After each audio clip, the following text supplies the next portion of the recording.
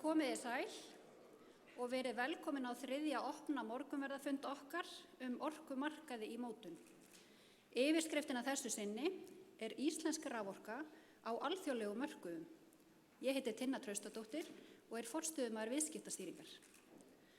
Í dag munu sérfræðingar okkar hjá Landsvirkjun og greiningafyrirtækinu fjalla stöðuna á raforku og álmörkuðum hér heima og erlendis. Þannig munum við leitast við að skoða og skilja hvernig heimurinn að breytast. Við munum svara spurningum eða gera tilraun til þess að svara spurningum á borð við hvaða áhrif eru Kína og loftslagsbreytingar að hafa á raforku og álmarkaði. Hvað að gerast á raforkumörkuðum á Norðurlöndunum og raforkuverð á Íslandi samkeppnishæft. Og þá skulum við líta á dagskrána. Fyrst að Stefanía Guðrún Halldórsdóttir, framkvæmdastjóri á markaðs- og viðskiptaþróunarsviði og titillinn á erindinu hennar Vindar blása orkumarkaði heimsins. Valur Ægisson forstöðumaður viðskiptagreiningar og hann mun fjalla raforkuverð og samkeppnishæfni Íslands. Sveinbjörn Finnsson sérfræðingur í viðskiptagreiningu og hann ætlar að fara yfir stöðuna á raforkumörkuðum í nágrannalöndunum. Og að endingu höfum við fengið Martin Jackson, sérfræðingi álmörkuðum frá greiningafyrirtækinu og titillinn á erindinu hans The Rise of China and Sustainable Aluminium, Where Does Iceland Fit In? Gert ráð fyrir að formlegri dagskrá verði lokið vel fyrir klukkan 10 og þá mun ykkur, góði gestir, gefast kostur á að spjalla við okkar sérfræðinga hér frammi. Og við erum í beinni útsendingu, þannig að hægt að fylgjast með á vef Landsvirkjunar, landsvirkjun.is. Og þá eftirlæt ég Stefaníu sviðið, gjörðu svo vel.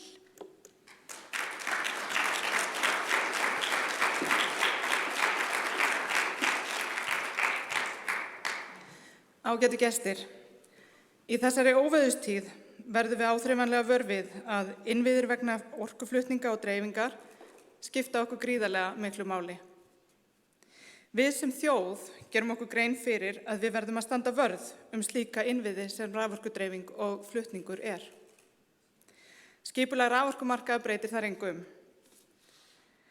Vindar blása orkumarkaði heimsins, þar sem miklar og hraðar breytingar eiga sér stað, ekki síst vegna loftslagsmálanna.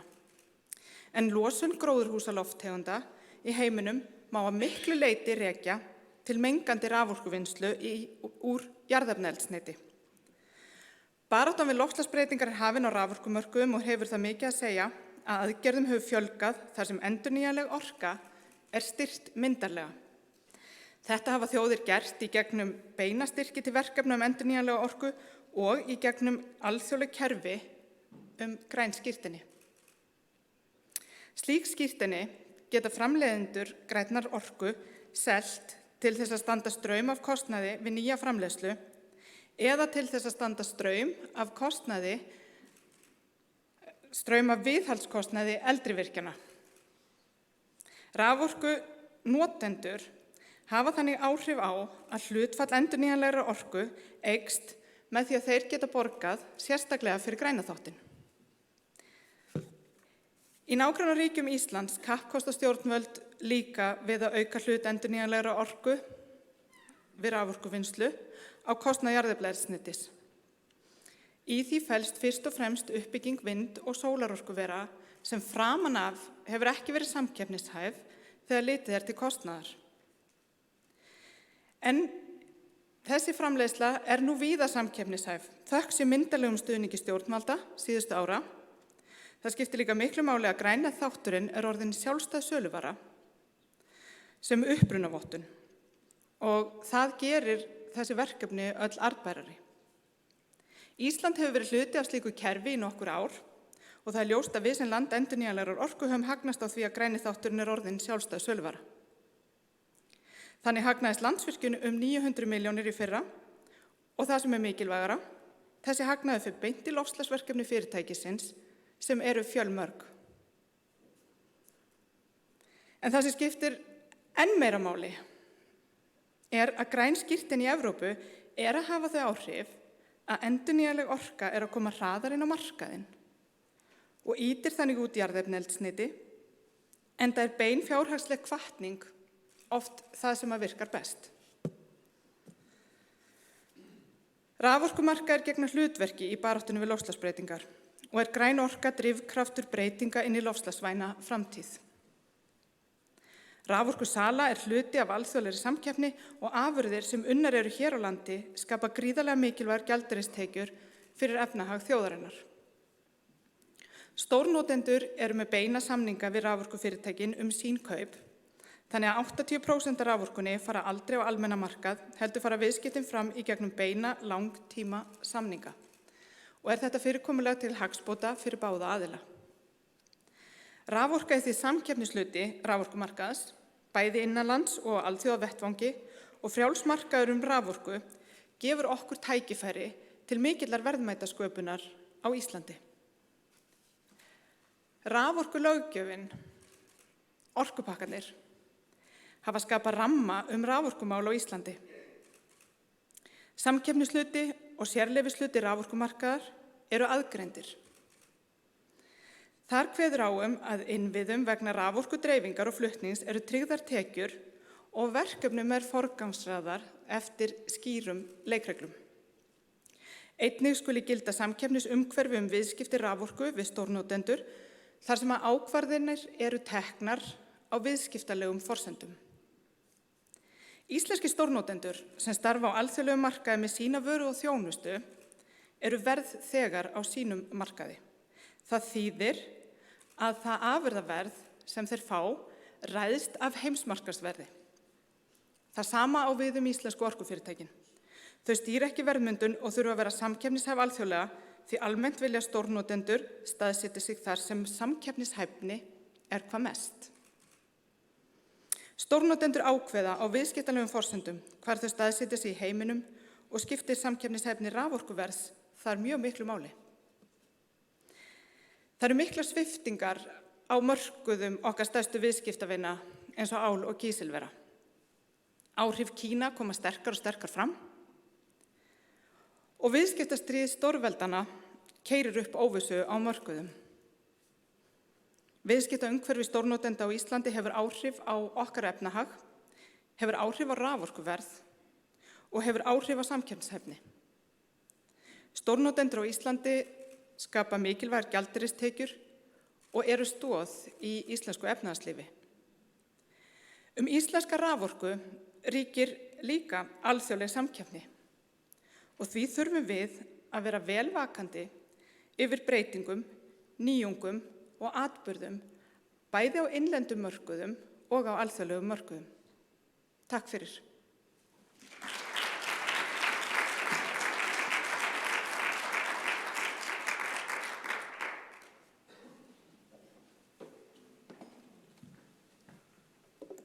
Þakka fyrir, Stefanía. Valur Ægisson stýrir deild sem sérhæfir sig að fylgjast með því sem að gerast á mörkuðum á hverjum tíma og við skulum heyra hvað hann hefur að segja. Svo vel.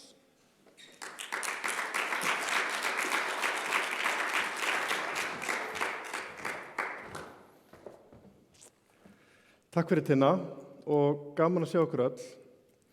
Við í viðskiptagreiningu fylgjumst vel með þróun alþjóðlegra orkumarkaða. Raforkuverð og samkeppnishæfni Íslands eru mikilvæg fyrir Landsvirkjun og í tengslum við það skiptir uppbygging raforkukerfisins máli. Skoðum það nánar. Grunnur raforkukerfisins eru virkjanirnar. Við sjáum hér einfaldaða mynd af raforkukerfinu þar sem að bláir punktar merkja vatnsaflsvirkjanir og appelsínugulu punktar standa fyrir jarðvarmavirkjanir. Til þess að koma orkunni frá virkjunum og til notanda erum við með flutningskerfið. Það rekið af Landsneti og sér að koma orkunni á milli landshluta til allra notenda, bæði almenna notenda eins og heimila og fyrirtækja og stórnotenda. Almenni notendur fá orkuna síðan afhenta í gegnum dreifikerfið en þá afhendir flutningskerfið dreifikerfinu orkuna og dreifikerfið sér að koma orkunni á það form sem hentar notkun minni notenda eins og heimila og fyrirtækja. Stórnotendur, þeir fá orkuna afhenta beint frá flutningskerfinu og sjá sjálfir að koma orkunni á það form sem hentar þeirra notkun, líkt og dreifikerfið gerir fyrir almenna notendur. Stórnotendur nota 80% af raforkunni á Íslandi. Almenni notendur nota 20%, sem skiptist þannig að fyrirtæki nota 15% og heimili 5%. Landsvirkjun selur beint til stórnotenda í gegnum langa tvíhliða samninga en óbeint til almennra notenda í gegnum smásölufyrirtæki og heildsölumarkað. Hlutdeild Landsvirkjunar 50% á heildsölumarkaði. Sala á raforku á Íslandi skiptist í 2 markaði. Almennan markað fyrir heimili og fyrirtæki og svo stórnotendamarkað. Skoðum nú hvað aðgreinir þessa 2 markaði. Samkeppni. Á almennu markaði ríkir innlend samkeppni þar sem að íslensk orkufyrirtæki keppa sín á milli að fá viðskipti innlendra aðila. Á stórnotendamarkaði alþjóðleg samkeppni þar sem að íslensku orkufyrirtækin keppa við erlend orkufyrirtæki að fá viðskipti til Íslands. Árleg raforkunotkun þessara aðila mismunandi. Ef við setjum hana í samhengi við raforkunotkun dæmigerðs heimilis, þá þarf samkvæmt raforkulögum til þess að teljast stórnotandi að nota ígildi 20.000 heimila. Fyrirtæki, komum svo einhvers staðar þarna á milli, geta verið lítil eins og heimili, ef við erum að tala einyrkja, litla skrifstofu, eða nálægt í að vera eins og litlir stórnotendur. Notkunarmynstur breytilegt á milli markaða. Á almennu markaði krefst notkun aðila meiri breytileika og sveigjanleika, til dæmis innan dagsins og milli árstíða. Almennt notkun stórnotenda jafnari yfir allt árið. Þessi breytileiki hjá almennu notendum, hann krefst aukinnar fjárfestingar í raforkukerfinu. Flutningur og dreifing, eins og við sáum á Íslandskortinu áðan, það fara allir notendur í gegnum flutningskerfið, en aðeins almennir notendur fara í gegnum dreifikerfið. Stórnotendur fá svo orkuna afhenta beint frá flutningskerfinu. Þessi munur það sem orsakar stærsta munin í heildar raforkukostnaði þessara notenda, almenna notenda og stórnotenda. Viðskiptamynt á almennu markaði í íslenskum krónum, en oftast í erlendri mynt á stórnotendamarkaði. Landsvirkjun selur sömu vöru á sambærilegu verði. Það eru aðrir þættir en raforkuverð Landsvirkjunar sem að orsaka mun í heildar raforkukostnaði mismunandi notenda. Skoðum nú dæmi uppsetningu raforkureikning þessa mismunandi notenda, heimilis, fyrirtækis og stórnotenda. Munum einnig að Landsvirkjun selur beint til stórnotenda en óbeint til heimila og fyrirtækja í gegnum heildsölumarkað. Kostnaður við jafna orkun raforku eða svokallaða grunnorku sambærilegur fyrir allar tegundir notenda í nýjum samningum sem gerðir í dag. Þó verður að hafa í huga að þetta eru aðskildir markaðir. Stórnotendamarkaðin verðlagður í erlendri mynt, meðan almenna markaðin í íslenskum krónum og getur það orsakað eitthvað mun í ákveðnum tímabölum á milli þessara markaða. Einnig algengt að gerðir séu langir samningar og því verði þeim ekki endilega að endurspegla þau verð sem í gangi í nýjum samningum í dag. Heimili og fyrirtæki þurfa svo meiri sveigjanleika í sinni orkunotkun og það krefst fjárfestingar í kerfinu því bætist við kostnaður ofan á þessa jöfnu notkun raforku það bil 10%. Heimili og fyrirtæki fara síðan í gegnum millilið og eins og allir smásalar sem kaupa sínum heildsala þá leggja milliliðirnir einhverja álagningu ofan á orkuna sem þau kaupa í heildsölu eða framleiða í eigin kerfi.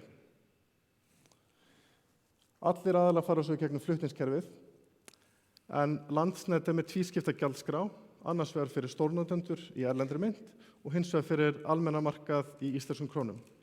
Í dag þessi gjaldskrá þannig að almenni notendur að greiða ca. 2-3 hærra en stórnotendur. Almenni notendur fara svo í gegnum dreifikerfið og við sjáum þarna að það talsverður munur á heimilum og fyrirtækjum, en munurinn þarna milli ræðst í rauninni af orkunotkun þessara aðila. Munurinn verður minni fyrir lítil fyrirtæki og meiri fyrir stærri fyrirtæki. Opinber gjöld eru aðalega í formi virðisaukaskatts sem heimili greiða, en virðisaukaskattur nettast út hjá fyrirtækjum og stórnotendum. Raforkukostnaður fyrirtækja því 2 sinnum hærri en stórnotenda og raforkukostnaður heimila því 3 til 4 sinnum stærri en stórnotenda. Raforkuverð þarf að vera yfir kostnaði og samkeppnishæft. Til þess að samningur raforkuviðskipti komist á milli Landsvirkjunar og væntanlegs viðskiptavinar grunnforsenda af hálfu Landsvirkjunar að verðið í samningnum sé yfir okkar kostnaðarverði. Að sama skapi fyrir viðskiptavinin þá þarf verðið að vera samkeppnishæft þar sem að alþjóðlegan samkeppnismarkaðir að ræða og ef að verð Landsvirkjunar ekki samkeppnishæft myndi viðskiptavinurinn kjósa að gera samninginn einhvers staðar annars staðar. Kostnaðarverð grunnur raforkuverðs. Landsvirkjun á og rekur 18 aflstöðvar. Sú fyrsta, ljósvastöð, var tekin í notkun árið 1937 og svo nýjasta, Búrfell 2, árið 2018. Við mat á kostnaðarverði þarf að taka tillit til kostnaðarins við þessar 2 stöðvar og allra þeirra sem voru reistar þeirra á milli. Evrópsk löggjöf sem innleidd hefur verið í Íslandi setur skýra reglur kostnaðarverð. Óheimilt að selja undir kostnaðarverði. Horfa þarf til allra virkjana, eldri virkjanir mega ekki niðurgreiða nýjar virkjanir. Miða þarf við stofnverð en ekki bókhaldslegar afskriftir. Landsvirkjun tekur mið af öllum þessum þáttum við mat sitt á kostnaðarverði. Arðsemi Landsvirkjunar í alþjóðlegu samhengi. Ýmsir kunna halda því fram að arðsemi Landsvirkjunar sé hærri en gengur og gerist hjá sambærilegum fyrirtækjum erlendis. Skoðum gögnin þarna bakvið. Hér sjáum við sögulega arðsemi eigin fjár hjá Landsvirkjun í samanburði við norræn orkufyrirtæki, meðaltal allra evrópskra orkufyrirtækja og meðaltal allra orkufyrirtækja í heiminum. Samkvæmt þessum gögnum að þá arðsemi Landsvirkjunar síst hvað há miðað við þetta samanburðarmengi og má því álykta að raforkuverð Landsvirkjunar sé ekki hærra eða ósamkeppnishæft miðað við þessi fyrirtæki.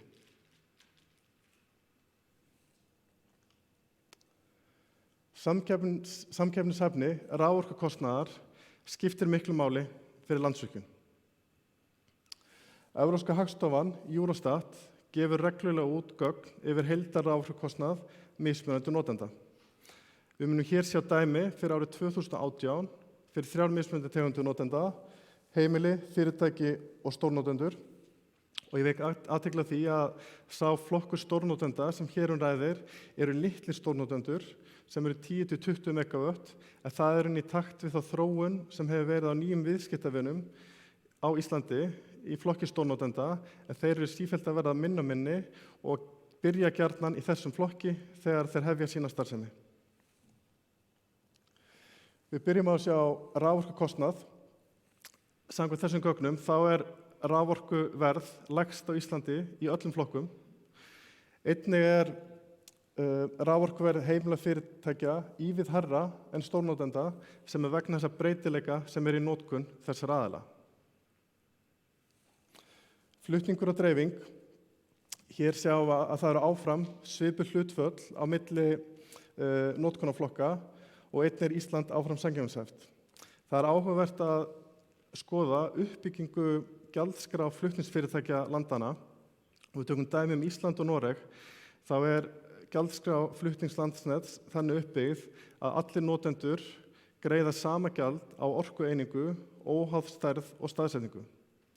Önnur lögmál gilda til dæmis í Noregi, þar sem að stórnotendur sem eru staðsettir á ákveðnum afskektum svæðum geta verið að greiða lítið sem ekkert í flutningskostnað, á meðan aðrir notendur að greiða talsvert hærra. Gögnin sem við sjáum hér eru meðaltal allra í þessum flokki. Opinber gjöld. Hér þurfum við að sjá verulegan mun á Íslandi og hinum löndunum.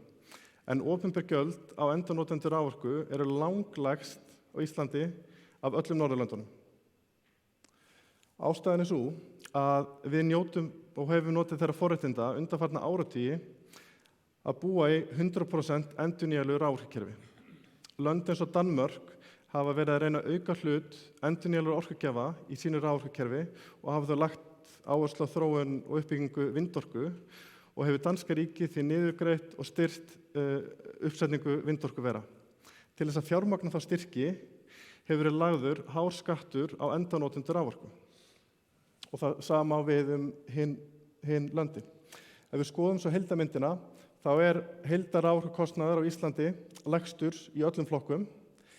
Einnig uppbygging reikningsins sambærileg í öllum flokkum og við sjáum að heimili eru almennt að borga meira en fyrirtæki sem eru almennt að borga meira en stórnotendur. Það er sama saga á öllum löndunum.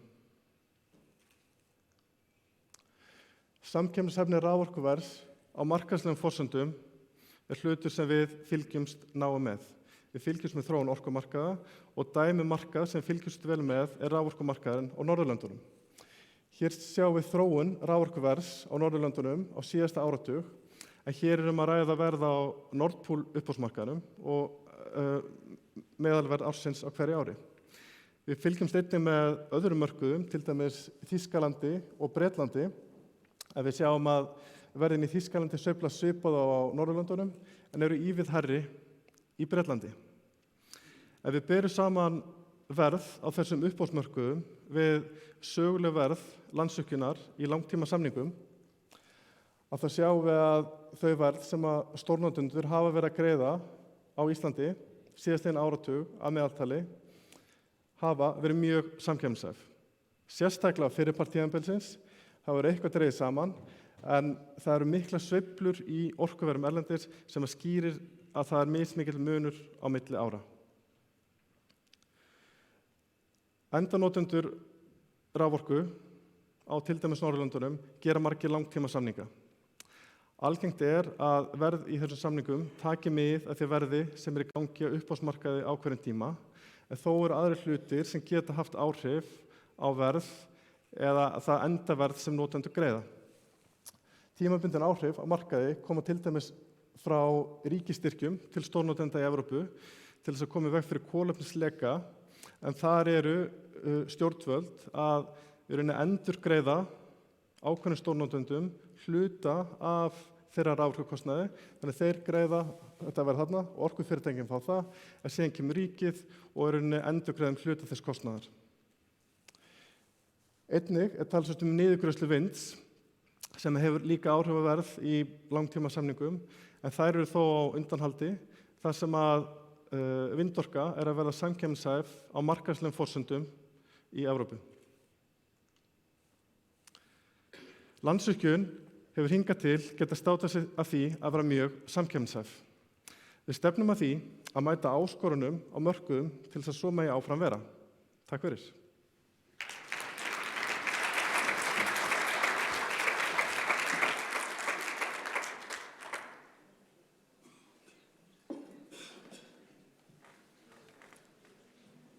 Þakka þér fyrir, Valur. Hamfarahlýnun orð ársins 2019 og í erindi sínu mun Sveinbjörn meðal annars komin að það hvernig baráttan við loftslagsbreytingar að knýja fram breytingar á raforkumörkuðum. Gjörðu svo vel, Sveinbjörn.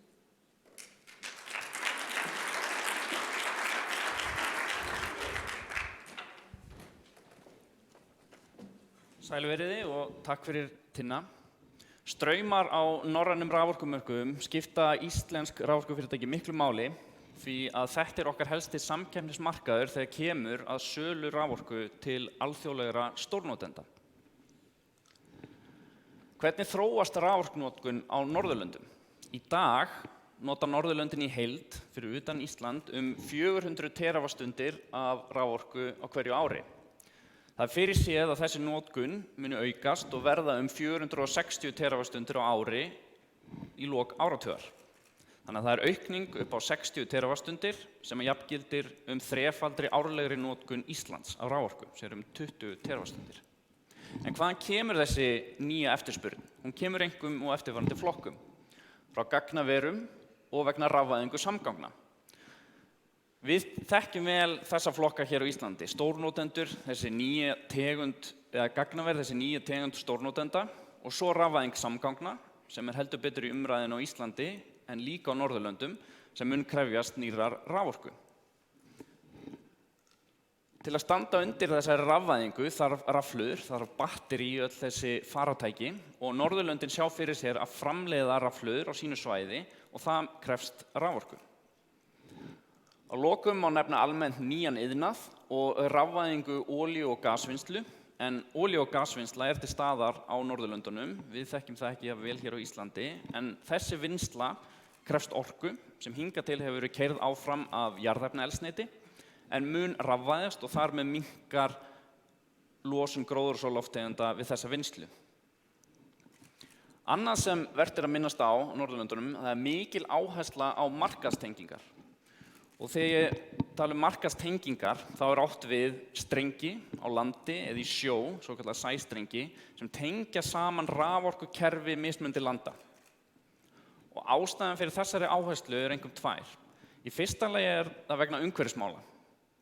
Það að segja, Evrópa núna á fullu að reyna að loka öllum sínum gömlu, mengandi kola- og gasorkuverum og í staðinn reisa vind- og sólarorkuver.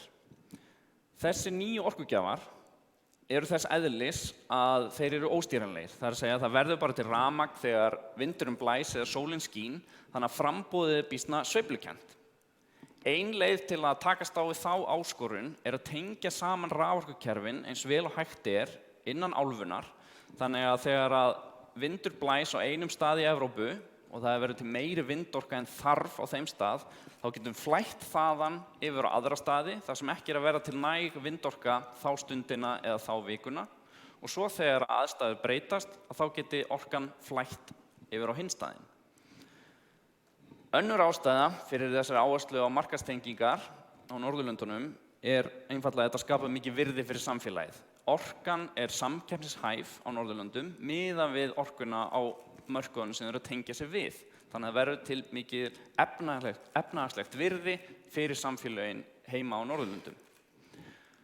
Ef við skoðum þannig landakort sem sýnir Norðurlöndin sem heild, hvernig þau tengjast við sín nágrannalönd, þá þarna nokkrir strengir sem tengja við meginlandið og þarna flæðir orka fram og tilbaka. Og döfinni að tengja Norðurlöndin sem heild enn betur við nágrannaríkin.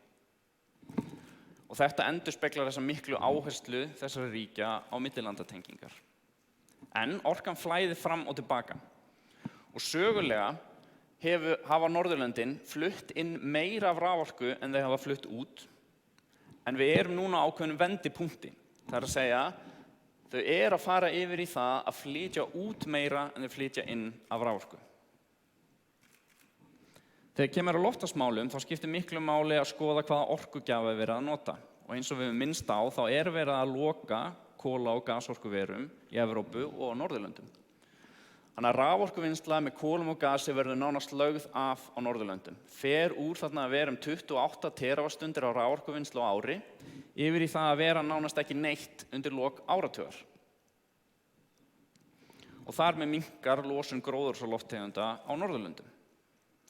En ef við tökum þetta allt saman, raforkunotkun á Norðurlöndum mun aukast. Þau ætla að flytja út meira en þau flytja inn af orku og þau ætla að fara að slökkva á þessum klassísku mengandi orkugjöfum. Þannig að eðlilegt að spyrja hvaðan á þá orkan að koma. Vindorka kemur inn af krafti á Norðurlöndum. Hún fer úr því að vera 14 teravastundir af árlegri raforkuvinnslu og höfum í huga Ísland 20 teravastundir. Yfir í það í lok áratugar að vera 120 teravastundir. Þannig að aukningin mikil og hún stöðug. Þannig að framboðsliðin á þessum markaði, þessum norræna raforkumarkaði, að gjöra breytast. Ef við lítum á hlutfall raforkuvinnslu á framboði, þá sjáum við þarna árið 2010 og sjáum við á þessum lóðrétta ás lengst til vinstri, þá hlutur raforkuvinnslu 5–10%. En verður þá 2030 orðinn nánast þriðjungur af raforkuvinnslunni á svæðinu. Þannig að það mikil breyting á framboðsliðinni. Það sem við höfum líka séð og áhugaverð saga að segja á eftirspurnarhliðinni. Það að segja hver að kaupa þessa vindorku. Mikið af þessari vindorku nefnilega seld í langtímasamningum til stórnotenda.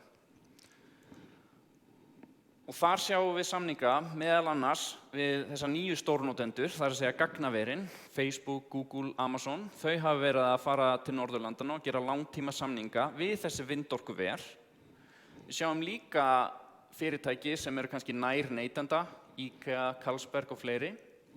Og þessa klassísku stórnotendur sem við þekkjum vel á Íslandi, það að segja álver. Með því að gera þessa samninga við vindorkuverin, þá eru þessi stórnotendur að styðja við uppbyggingu endurnýjanlegrar orku í heiminum og partur af baráttunni við loftslagsbreytingar. En það sem skiptir líka máli eru raforkuverðin í þessum samningum, sem eru einstaklega hagstæð þessi misserin. Því það þannig að það sérstakar og tímabundnar aðstæður hafa áhrif á samkeppnishæfni vindorkuverkefna á Norðurlöndunum. Vindorka kemur ekki til að sjálfu sér.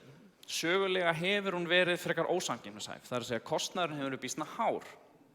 Þannig hún gat ekki keppt við þessa hefðbundnu orkugjafa á markaðslegum forsendum og þess vegna hafa komið til ýmsir ríkisstyrkir eða niðurgreiðslukerfi sem að spilar inn í hvernig þróunin hefur verið á kostnaðarverði þessara kosta. Ef við drögum fram hérna lengst til vinstri hver kostnaður vindorku getur verið frá einhverjum vindorkugarði, segjum í Noregi, þá getur það verið það bil þessi og þetta sett fram til að sýna svona stærðarhlutföllin. Höfum í huga, vindorkugarðar geta verið mjög missamkeppnishæfir. Ef þú byggir vindorkugarð á besta stað í Noregi, þá kostnaðurinn ívið lægri en kannski þessi sem sýndur þarna. En ef þú ert á óhagkvæmum stað, þá verður hann hærri. Og eðlilegt að byrja á þetta hagkvæmustu stöðunum. Þannig að við búumst við því að vindorkugarðarnir sem eru reistir þessi misserin séu á hagkvæmustu stöðunum. Að minnsta kosti þarna komin einhver kostnaður og svo koma til niðurgreiðslur og Norðurlöndin sett á laggirnar ákveðið niðurgreiðslukerfi sem hjálpar þá við að lækka kostnaðinn verðið sem að vindorkugarðin þarf að fá. Til viðbótar Evrópa með þessi grænu skírteini eða upprunavottanir og það kemur til með að lækka aðeins þá verðið sem að vindorkugarðin þarf að fá. Þannig að við endum með eitthvað endanlegt verð, endanlegt kostnaðarverð. Eins og allir þekkja, eða öll sem hafa verið í viðskiptum með einhvers konar rekstri, þá þarf að bera saman hver minn kostnaður og hvaða markaðsverð get ég fengið þarna úti fyrir mína vöru eða þjónustu. Ef við setjum það inn, og þetta þá verðið á þessum Nordpool uppboðsmarkaði sem að Valur minntist á áðan, þá lítur þetta bara býsna vel út. Vindorkugarðurinn ætti að geta orðið að veruleika og staðið undir sér. En málið ekki svo einfalt. Því eins og staðan núna í dag, þá verður vindorkugarður ekki að veruleika nema hann tryggir sér langtíma samning. Það að segja, hann fær ekki fjármagn, fær ekki lán, nema hann geti sýnt fram á tekjur til næstu 10-20 ára, segjum það. Þannig að öll þessi vindorka fer þangað út að leita áhugasömum kaupenda. Hvort það sé einhver þarna úti sem vil kaupa raforku til langs tíma af honum. Og það eru þetta einhverjir áhugasamir kaupendur þannig úti, en þeir eru þó færri, eða það að segja, þurfa minni raforku en í boði. Þannig að það býðst mikil raforka en færri kaupendur þannig úti. Þannig að það tímabundið offramboð grænna langtímasamningi í Evrópu. Þannig að kaupendur eru mjög sterkri stöðu gagnvart vindorkugarðunum. Því þeir vindorkugarðunum verða ekki að veruleika nema að þessi langtímasamningur komist á laggirnar. Þannig að það kaupendamarkaður þarna úti og þegar það kaupendamarkaður, þá nærðu að semja þig sem kaupandi býsna nærri kostnaðarverðinu. Markaðsverðið á þessum uppboðsmarkaði skiptir engu máli í raun og veru. Þannig að þú ferð býsna nærri þessu kostnaðarverði. Og það þá þetta tímabundna verð sem við sjáum í grænum langtímasamningum og þeir eru kallaðir grænir vegna þess að þeir eru tengdir við þessa vindorkugarða. En allt sem við erum að lýsa hér og allt sem við erum áhrif á þetta endanlega verð þó líklega tímabundið. Vindorkukostnaðurinn, það óvíst hvernig hann þróast, Tækniframfarir munu líklega lækka, en á móti kemur það byrjað á hagkvæmustu svæðunum og næst þarf að fara í óhagkvæmur svæði og þá hækkar hann. Niðurgreiðslurnar munu líklega lækka og við vitum ekki hvernig styrktar- og niðurgreiðslukerfin munu þróast og svo framvegis. Og þessi kaupendastaða mun líklega ekki vara að eilífu. Ef við snúum aðeins við sjónarhorninu og horfum þá á þessa kaupendur í þessum vindorkusamningum og stórkaupendur raforku á Íslandi, þá er ljóst að tímabundið eru krefjandi aðstæður fyrir íslenska stórnotendur og þar með íslensk raforkufyrirtæki. Til að glöggva sig á þessu er gott að skoða aðstöðuna hjá stórnotenda til dæmis í Noregi og svo á Íslandi. Í Noregi er einmitt þessi niðurgreiddi vindorkukostnaður og þessar sérstöku aðstæður sem ég var að fara yfir. Í öðru lagi kemur til ríkisstyrkur vegna kolefnisgjalds ESB. Það er að segja, Evrópusambandið leggur ákveðið kolefnisgjald á raforkufyrirtæki. Það hækkar verðið á mörkuðum og til að bæta stórnotendum upp fyrir þá hækkun, þá veitir norska ríkið styrki sem lækkar þá verðið á móti. Það er alls kostar óvíst hvort að þetta styrktarkerfi verður til staðar til frambúðar eða hvernig það mun þróast. Í þriðja lagi er hverfandi flutningskostnaður raforku fyrir þessar stærstu stórnotendur sem staðsetja sig á þessum rosalega hagkvæmu stöðum. En til samanburðar á Íslandi eru engar niðurgreiðslur eða ríkisstyrkir þegar kemur á raforkukostnaði og hér er hærri flutningskostnaður raforku samanborið við það sem þessi stærstu stórnotendur fá í Noregi. Og þetta skiptir máli, þessi aðstöðumunur, vegna þess að þessi fyrirtæki keppa svo sín á milli á einum og sama alþjóðlega markaðnum. Og markaðir stórnotenda hafa séð betri tíma. Til langs tíma hafa orðið miklar breytingar á þessum hrávörumörkuðum með innkomu til dæmis Kína sem hefur gert allan markaðinn eða bara samkeppni mun harðari á þessum markaði eða meiri. Og til skamms tíma má segja að til dæmis viðskiptastríð stórveldana, Bandaríkin og Kína sem nú er í algleymingi hefur neikvæð áhrif á hrávöruverð á þessum mörkuðum. Þegar við drögum þetta allt saman þá sjást hérna ýmsar ástæður sem að leiða til þessa krefjandi aðstæðna, en mikið af þessu er þó tímabundið og verður líklega ekki til frambúðar og mun líklega ekki vara þá, og verður ekki til frambúðar. Í öllum krefjandi aðstæðum felast tækifæri og íslensk raforkufyrirtæki og okkar viðskiptavinir munu áfram fylgjast grannt með gangi mála á alþjóðlegum mörkuðum og munum eins og áður mæta krefjandi aðstæðum með nýsköpun, framsýni og bjartsýni á vopni. Takk fyrir.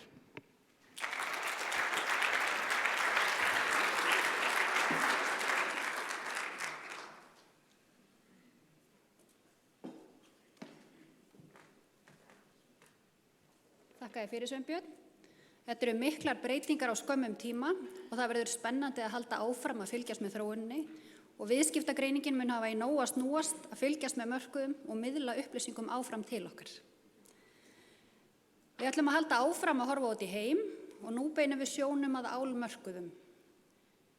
Í yfir 50 ára sögu Landsvirkjunar hafa okkar stærstu viðskiptavinir komið úr þessum geira og málið okkur því skylt. Og á þessum mörkuðum hefur landslagið verið að breytast og Kína að gera sig æ meira gildandi. Aldamót var takmörkuð frumframleiðsla á áli í Kína, en nú, aðeins 20 árum síðar, er yfir 50% af heimsframleiðslunni í Kína og þar á bæ er enn verið að gefa í. Séru er óháður greiningaraðili og ráðgjafi á mörkuðum með málma. Þar starfar Martin Jackson við að greina álmarkaði og höfum fengið hann til þess að fara yfir stöðuna. It's my pleasure to welcome on stage Martin Jackson, an expert in aluminium markets from CRU, and the title of his presentation is The Rise of China and Sustainable Aluminium, Where Does Iceland Fit In? Gjörðu svo vel.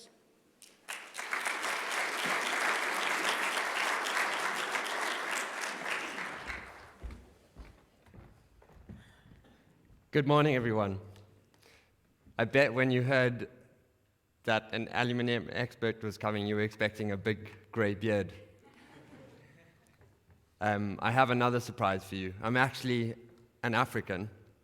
So it's quite hard for me to imagine such a cold country that has such abundant energy reserves. And Iceland has really carved out quite a niche for itself, supplying energy to aluminium producers. The aluminium industry accounted for 17% of Iceland's economy, last time I looked. So I'm here to talk to you about how much the aluminium industry has changed in the last 20 years and where we're going.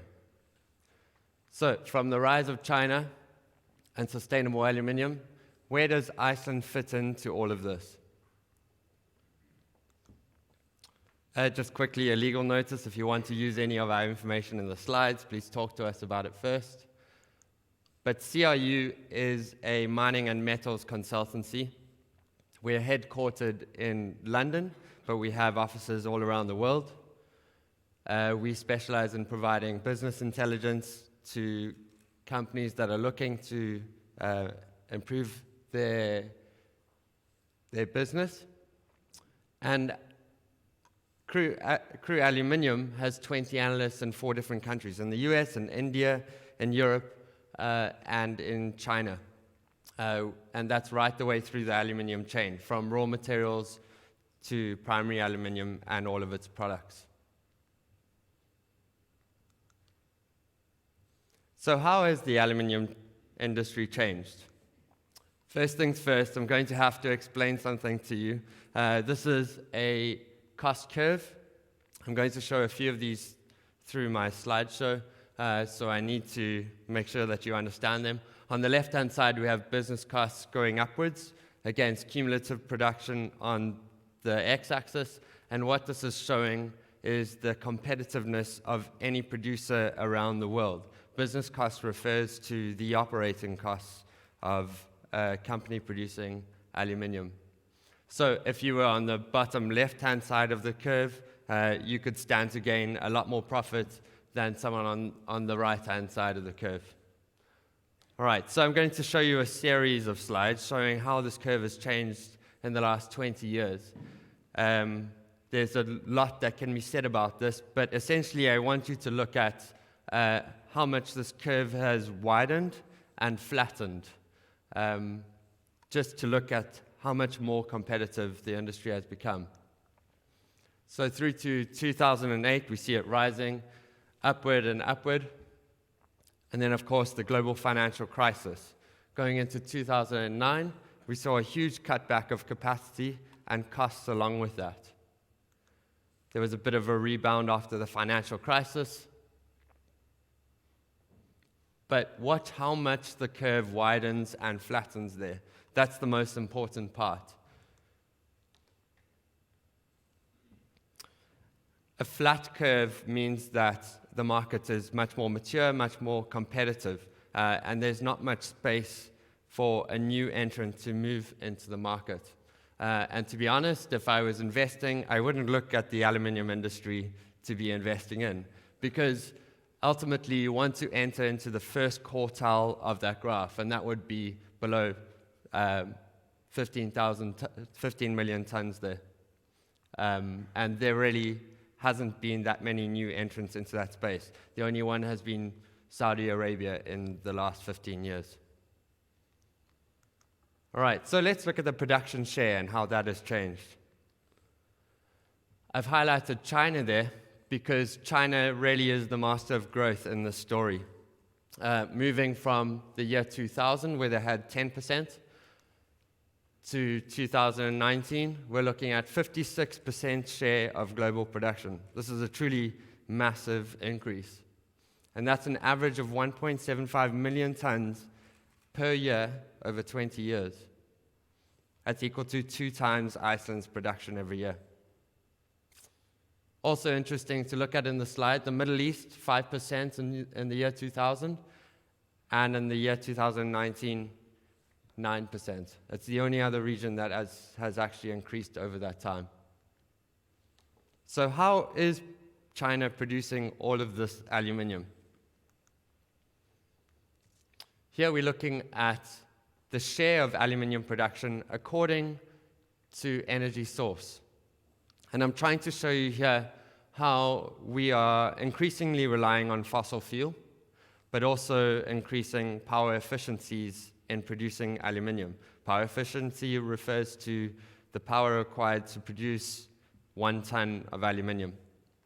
All right, so on the inner circle in China, you can quite clearly see back in the year 2000, coal was dominant, and that hasn't changed much since. We've seen some renewables highlighted at the top there come into the space, but most of the aluminium produced in China, 87% is produced using coal-fired generation. And that has had a massive impact on the share of world aluminium produced per energy source. You can see coal, the very dark blue on the left there, expanding rapidly. So we're talking about well over 2/3 of aluminium production now produced using fossil fuels. In terms of power efficiency, China has gained 12% since the year 2000. You have to understand that China came from a very low base, some pretty poor technology, but they are very good at adapting and investing in new technology. On average, I think Chinese smelters are using 600 kiloamp pot lines, whereas the world is still using 400 kiloamps. So this is a big difference. They have a high turnover rate. All right, next. Still on China, I'm going to be looking at the macro picture, but also supply disruptions and geopolitics that have been affecting the aluminium markets in the last few years. This slide is very powerful because you can see how much China has slowed in the last decade. Global GDP on the left-hand side, you can barely see that the growth rate is slowing, but if you look at China, it was around 10% on average before the financial crisis, and at the moment, it's about 6%. And that's the lowest we've seen it in almost 3 decades. This is really important because China is the world's biggest economy in terms of purchasing power. And it's also greater than 50% of aluminium demand for the world. I've also got industrial production, construction, and automotive sectors on the right-hand side. These are the most metal-intensive industries in China. And you can see that each one of those has slowed far more than the GDP of China. On the far right, you can see the automotive sector had a truly shocking year last year, contracting by almost 10%. And this has pretty big implications for the rest of the world. All right, so let's look at what prices have been doing for the last 30 years. Clearly, you can see prices go up, they go down. Some investors would always be quite hopeful that they would keep going up, but that's not the case. Wherever we see them go up, they will come down again. The longest period of consecutive increase was between 2002 and 2007. But this is quite an unusual example. Very interesting to see that in the long run, prices are falling in real inflation-adjusted terms. And this is mostly because the price of aluminium inputs is becoming more competitive.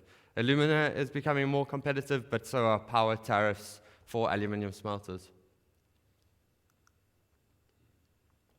All right, in the last 3 years, we saw a huge run-up in the aluminium price from 2016. The Chinese government took a strong interest in stimulating their economy. They saw that it was slowing too quickly, so they invested financially in their economy. And that resulted in this bounce back, the market price coming up from 1,500 all the way until about 2000. Halfway through 2017, some volatility started to hit. You can see three spaces here where the price has shot up. The first of which was China supply reform. China imposed limits on how much capacity was allowed to be built in the aluminium market, and that caused the market price to shoot up. The second of which was Alunorte, the world's biggest refinery outside of China, had an accident, a spill, and they were forced to cut back 50% of their capacity. The third of which was US sanctions on certain individuals in Russia. So you see there was a lot of speculation about what that was going to do to the market. But since 2018, since that volatility, we haven't really seen anything to prop up the market prices. So we see the price coming back down to the fundamentals. There's been a lot of worry about how far that's coming down. We'll talk about that in a bit. But most of this is to do with the trade war between the US and China. The US dollar is strengthening quite a lot, and that's weighing in on prices too. But yeah, generally there's quite a serious weakness in the market, and I'll show you why. After the financial crisis and 2013, the lack of consumption of aluminium resulted in this huge surplus. Surplus is essentially less consumption than production. But this slowly fell. And in 2013, 2014, we saw this deficit start to form. And that helped prices up again in 2016 through to 2018. In 2019, though, I want to talk about the outlook for aluminium. Over the year, we had a lot of complaints about how low the aluminium price was. On average, it was minus 2%. Not that shocking, to be honest. There were metals that did a lot better than aluminium, like gold and nickel, 19%, 30% up over the year. But there are also markets that did a lot worse than that. US steel, cobalt, doing pretty terribly last year. And this is all down to a contraction in aluminium demand in 2019. This is the first one we've seen in over a decade, minus 1%. But in 2020, we see this coming back to growth, 1.7% in 2020. And this is mostly because of the global automotive sector coming back to growth. But we're also seeing a rebound in aluminium demand from the Chinese transport and electrical sectors. What could go wrong, though? There's still the serious threat of a recession.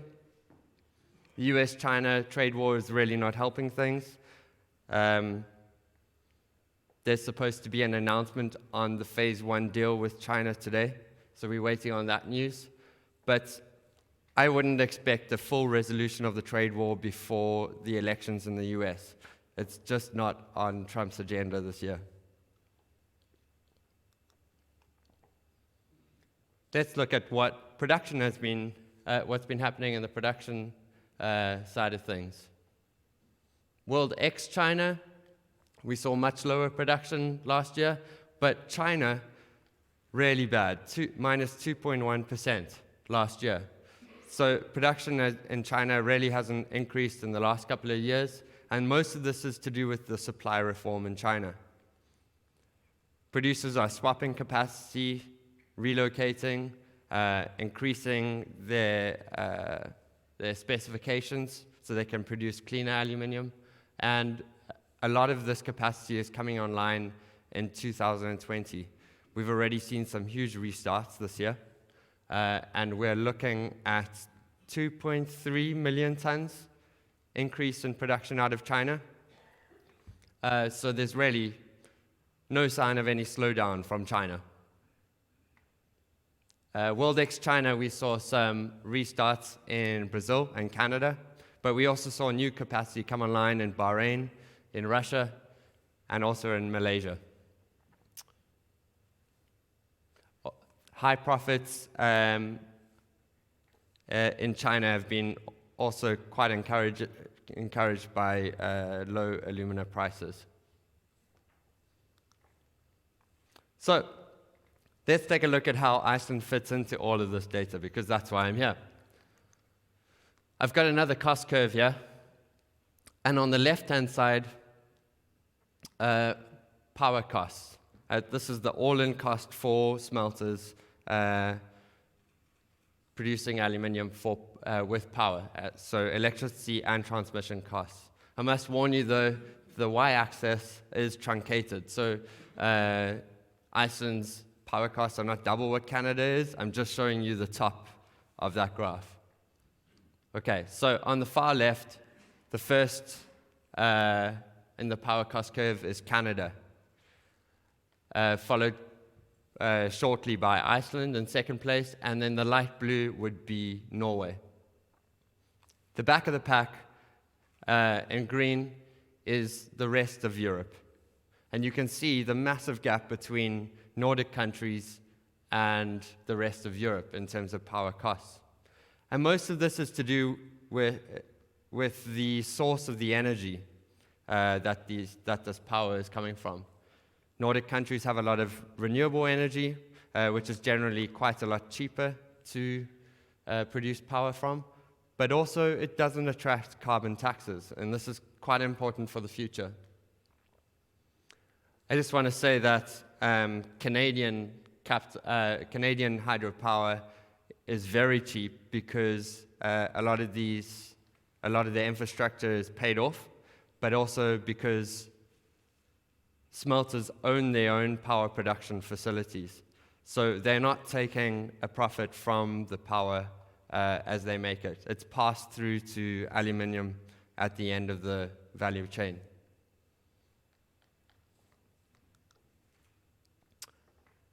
I want to go back again and show you, and please keep an eye on Iceland there. You can see how far back they are pushed in terms of all-in operating costs. This is a cost curve for business costs around the world, and you can see they slip quite far back. They're still pretty comfortable, 33rd percentile globally, but Nordic smelters are set back by higher carbon costs and also labor costs. That's not the entire picture, though. You have to look at it on a regional basis. So North America is protected by tariffs. The Middle East has some integrated alumina, bringing their alumina costs down. And Russia is also favored by low wages and a favorable exchange rate. Very interesting here. This is the 2019 cost curve. If I have to put the LME exchange rate, aluminium price against that, we saw 7% of smelters around the world made a loss. That's quite typical.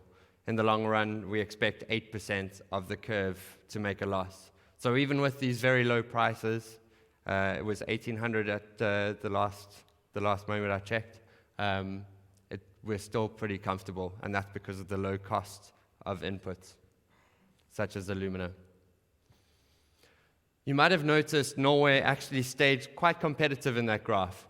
Iceland slipped far behind them. And the major reason for this is that Norwegian smelters produce a lot more value-added products. And we're going to need to explain that to you.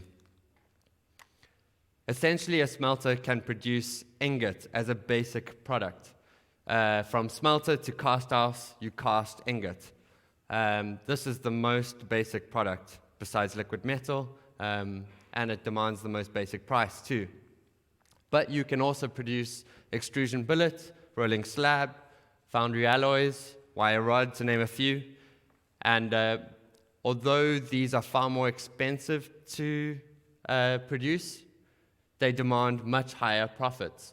Value-added products are 3 to 5 times more profitable than ingot. And these products are used in a variety of industries, from vehicle manufacturing to high voltage power lines. So this is really a great way for producers to increase their value proposition. It's not an easy market to get into, though, and the capital costs are quite massive. When you see 3 to 5 times as much profit, it's not an easy jump into that. So let's talk about the future. I'm just going to talk about a few trends that we see in the next 10 or 20 years. The key is sustainability, but I'm also going to talk about carbon emissions and green aluminium, trends that are going to dominate the future. The first of which, consumer preferences are improving demand for aluminium. And the first sector that we see this in is the automotive sector. We expect electric vehicles to make up 25% of all vehicle sales by 2030. Battery electric vehicles are going to make up 70% of that. And when you look at the aluminium content of a battery electric vehicle versus a typical internal combustion engine vehicle, the aluminium content is much greater. We estimate that's around 50 kilograms greater at the moment. Why are they using all this aluminium? It's mostly to do with vehicle range on those batteries. If you make a vehicle more lightweight, they can increase their usable range. We also see it in the packaging market. Coca-Cola has released a range of canned, bottled, and bottled water with aluminium. So this is already happening. But between 2019 and 2029, we see aluminium taking 3% share of the PET bottle market. That doesn't sound like much, but at the moment, cans make up around 10% of demand for aluminium. It's a small move, but a very big impact. Now, what a lot of customers don't understand is that aluminium has a big carbon emissions cost, an invisible cost. And this can come from in 2 different ways. Directly, through production of aluminium at the smelter, or indirectly from the power that is used to power these smelters. First, on the left-hand side, according to smelting technology, pre-bake anodes on the left, you can produce around 1.1 tons of carbon emissions per ton of aluminium at its minimum, to Soderberg on the right, 2.7 tons of carbon emissions per ton of aluminium. But on average around the world, that's around 2.3. When it comes to indirect costs, hydro has next to nothing, of course, going up to coal-fired generation, which can easily have 17 tons of carbon dioxide per ton of aluminium.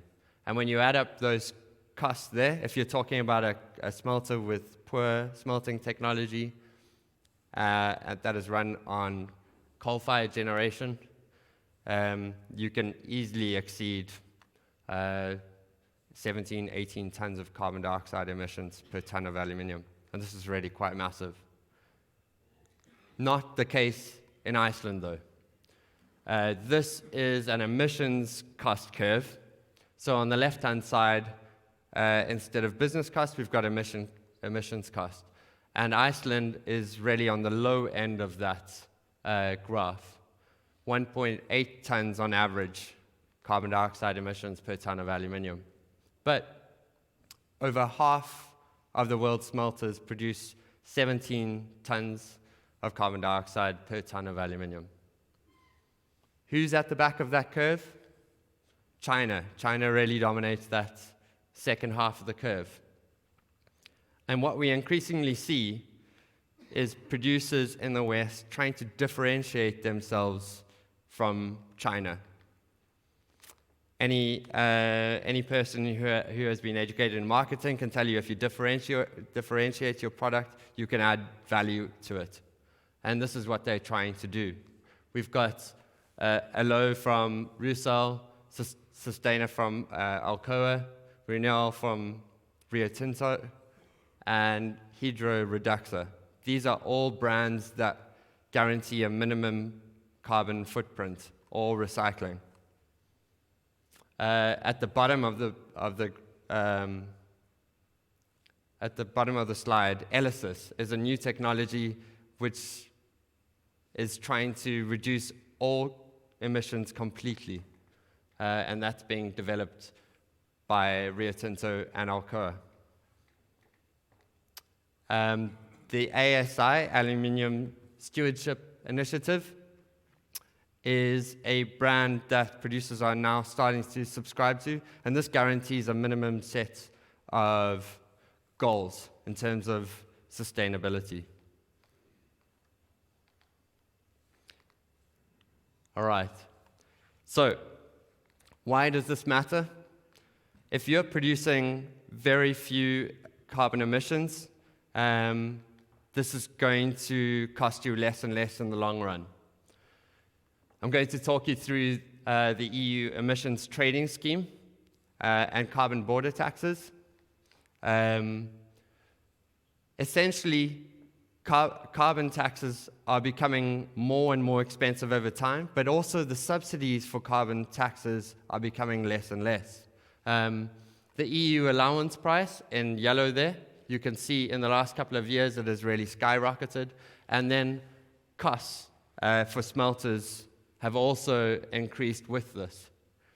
It's very hard to say what's going to happen in the next 10 years. We've just entered phase 4 of the emissions trading scheme and carbon taxes. We're still waiting for some key parameters from the EU. But essentially, we can expect to pay more.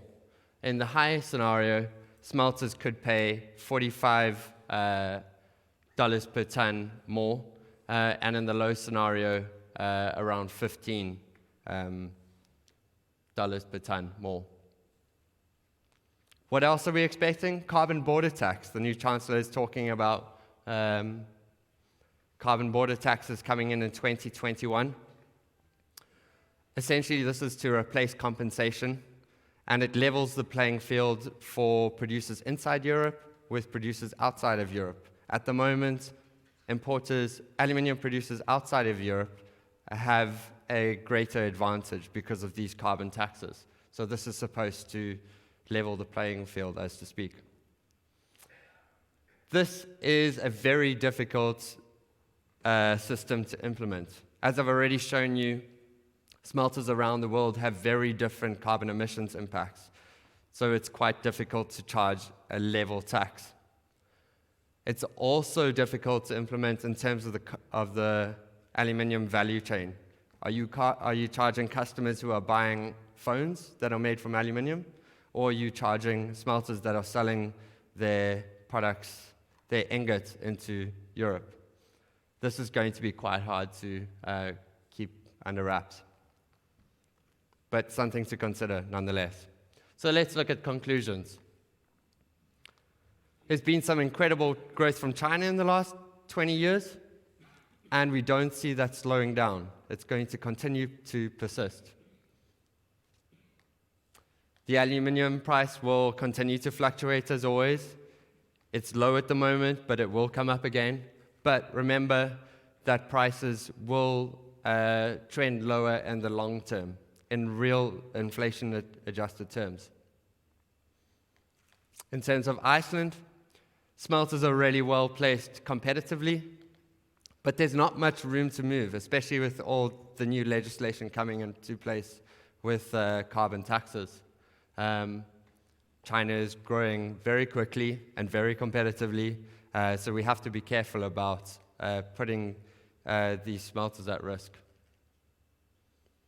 And in the future, sustainability is key. It's important to note that this has a growing cost implication. Carbon costs for smelters are always increasing. Thank you.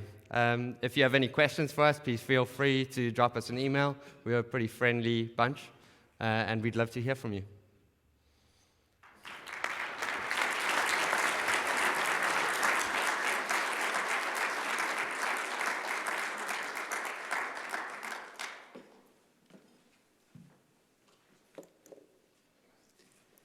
Thank you, Martin, for a very interesting and informative talk.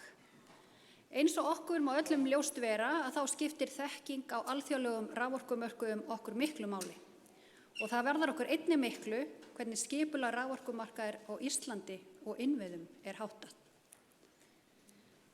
Við höfum viljað með þessum fundi, líkt og fyrri fundum, leggjað okkar lóð á vogarskálarnar í átt að auknu upplýsingaflæði og gegnsæi.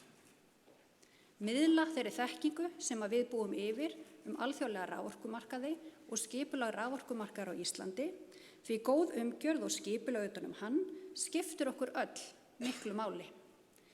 Hér fara hagsmunir okkar allra saman. Ég vil þakka fyrirlesurum í dag kærlega fyrir. Efni fundarins verður aðgengilegt á vef Landsvirkjunar og við höfum dreift á borðin til ykkar fræðsluefni. Þetta samantekt á því efni sem við höfum kynnt á orkumarkaðsfundum okkar. Og upptaka af fundunum og skýrslan verður einnig aðgengilegt á vef Landsvirkjunar. Sérfræðingar okkar og séru verða til taks hérna frammi að fundi loknum á 2 merktum stöðvum og við hvetjum ykkur til að líta við og fá svör við þeim spurningum sem á ykkur brenna. Og ef spurninga vakna síðar meir, erum við alltaf með heitt á könnunni og ykkur velkomið að líta við. Takk fyrir komuna og sjáumst frammi.